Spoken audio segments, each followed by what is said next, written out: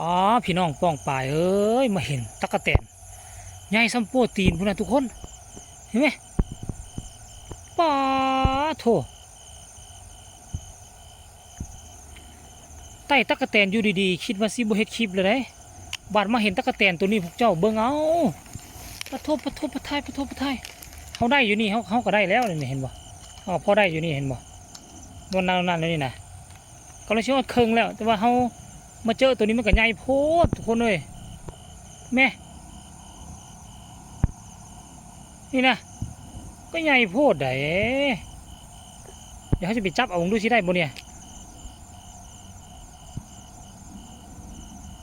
เนาะ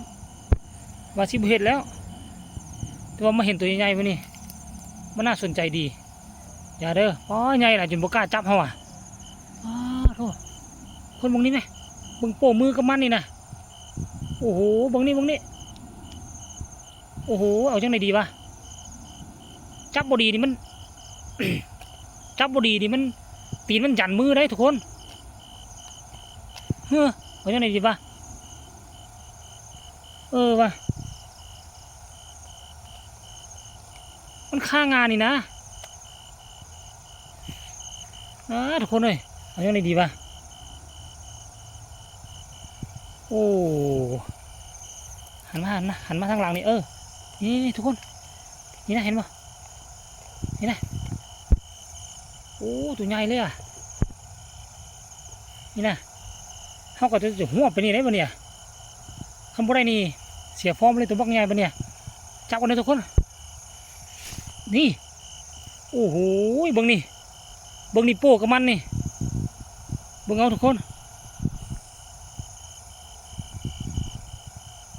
โอ้มึงไหม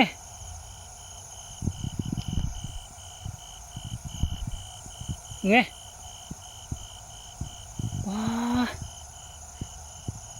โอ้มันยังอ่อนๆเลยทุกคนเลยอ่อนๆเลยเดี๋ยวไต่ตอกันไต่ตอกัน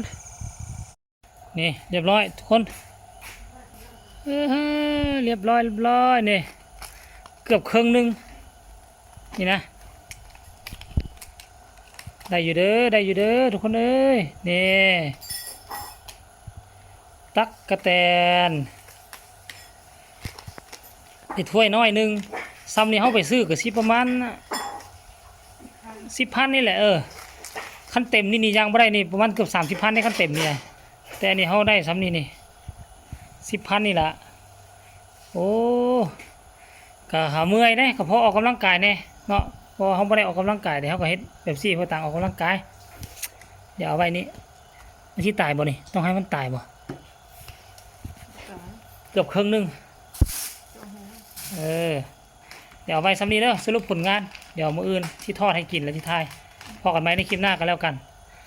ใต้อยู่หน้าบ้านกับหลังบ้านเฮาทุกคนเลยได้ซ้ำนี้ก็ถือว่าสมควรเลย